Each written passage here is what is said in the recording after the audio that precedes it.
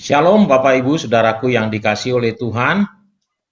Senang sekali kita ada di dalam doa Rabu, doa Revival in the New Season ya. Kita sudah melakukan ini lebih dari setahun. Dan mungkin ada juga orang yang merasa wah sudah terlalu banyak sekali berdoa, atau mungkin merasa sudah lelah berdoa. Ya, ada yang tidak sungguh-sungguh berdoa, ada juga yang sungguh-sungguh berdoa. Saya berdoa, setiap kita yang berdoa malam hari ini kita bersungguh-sungguh berdoa. Ya, saudaraku, penting sekali orang itu bersungguh-sungguh berdoa, dan orang itu bersungguh-sungguh berdoa sebenarnya adalah karena dia memahami arti dari berdoa itu. Ya, bersungguh-sungguh tidaknya seseorang berdoa adalah karena dia mengerti sampai batas mana dia mengerti arti dari berdoa. Ya, makin mengerti dia betapa berkuasanya doa, maka dia akan lebih bersungguh-sungguh berdoa. Nah, saudaraku, saya mau bagikan kebenaran firman Tuhan buat kita semua, supaya kita betul-betul mau bersungguh-sungguh berdoa.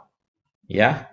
Nah, firman Tuhan yang tidak asing lagi seringkali dibagikan, dan saya juga seringkali membagikannya, Yakobus 5 ayat 17-18. Yakobus 5 ayat 17-18, saya bacakan untuk kita semua. Ya, Elia adalah manusia biasa sama seperti kita, dan ia telah bersungguh-sungguh berdoa supaya hujan jangan turun, dan hujan pun tidak turun di bumi selama 3 tahun dan 6 bulan. Lalu ia berdoa pula, dan langit menurunkan hujan, dan bumi pun mengeluarkan buahnya. Nah, Bapak Ibu, poin yang menarik adalah kata Elia, katanya telah bersungguh-sungguh berdoa. Nah, ini yang kita mau bahas malam hari ini, supaya setiap kita memiliki kesungguhan yang sama dengan Elia. Ia bersungguh-sungguh. Mengapa Elia bersungguh-sungguh? Karena dia memahami ya arti dari berdoa.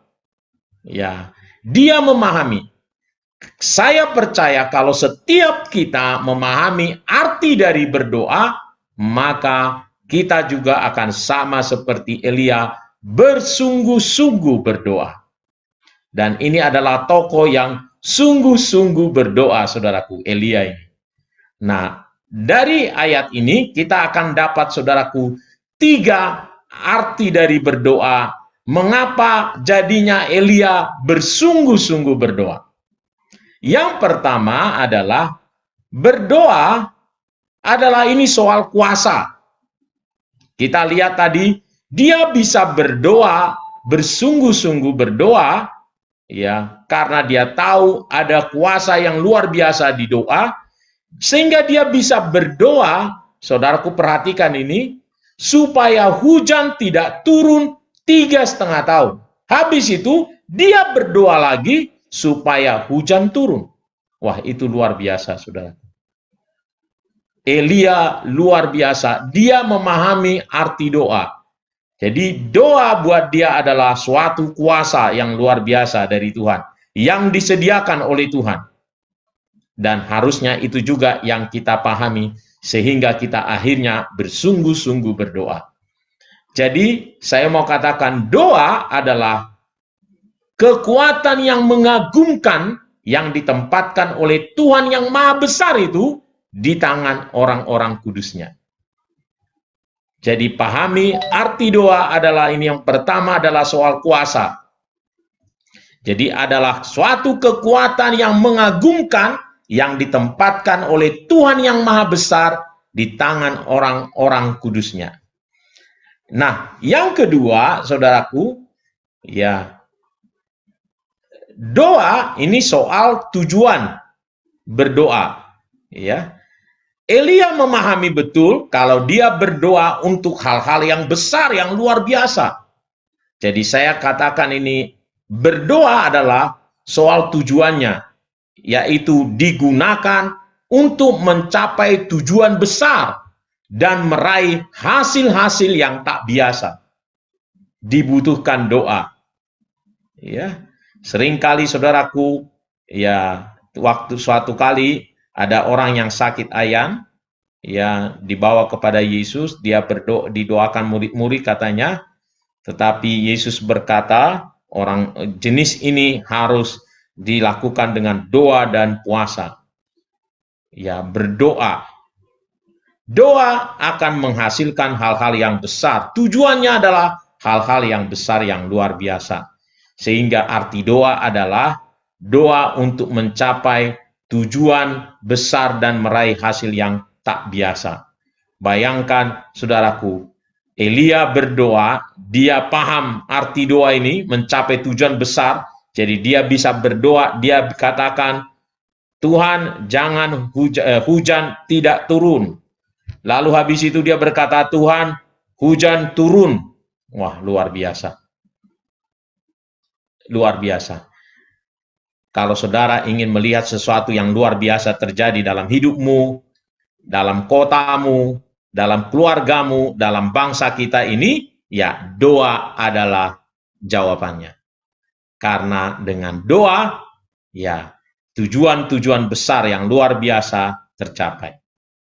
Nah, yang ketiga, doa mengandung arti adalah untuk semua.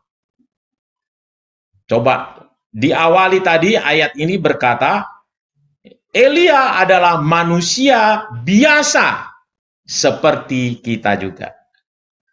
Ya. Memang betul Elia bukanlah manusia biasa sebenarnya, ya. Dia luar biasa, memang hebat luar biasa, tetapi saya harus katakan dia menjadi orang luar biasa karena doanya. Dia adalah manusia biasa, tetapi oleh karena doa-doanya menjadi orang yang luar biasa. Tetapi sesungguhnya dia adalah manusia biasa, sama seperti kita. Itulah yang dicatat di dalam Alkitab. Dia adalah manusia biasa, sama seperti kita. Jadi doa adalah untuk semua. Tidak harus orang hebat, pendeta, pekerja, diaken, penatua, atau siapa. Bukan tergantung apa jabatannya. Doa adalah untuk semua. Setiap kita orang yang percaya berhak datang kepada Tuhan, meminta sesuatu kepada Tuhan, berdoa kepada Tuhan. Oleh karenanya, doa menjangkau segalanya, menyentuh semua hal, besar dan kecil, ya, yang Tuhan janjikan bagi semua orang percaya. Jadi, kalau saya mau rangkumkan ketiga hal itu menjadi doa adalah kekuatan yang mengagumkan yang ditempatkan oleh Tuhan yang Maha Besar di tangan orang-orang kudusnya yang digunakan untuk mencapai tujuan besar dan meraih hasil-hasil yang tak biasa yang menjangkau segalanya, menyentuh semua hal besar dan kecil yang Tuhan janjikan bagi semua orang percaya. Oleh karena itu, pahamilah arti doa, saudaraku. Kalau engkau mengerti arti doa ini, soal kuasanya, tujuannya yang luar biasa, dan ini untuk semua orang, ya, besar kecil, engkau dan saya berhak untuk melakukannya. Maka engkau akan menjadi orang yang bersungguh-sungguh berdoa. Dan kalau engkau bersungguh-sungguh berdoa, engkau akan lihat hal-hal besar terjadi, saudaraku. Tuhan memberkati kita. Selamat berdoa. Mari kita datang berdoa kepada Tuhan.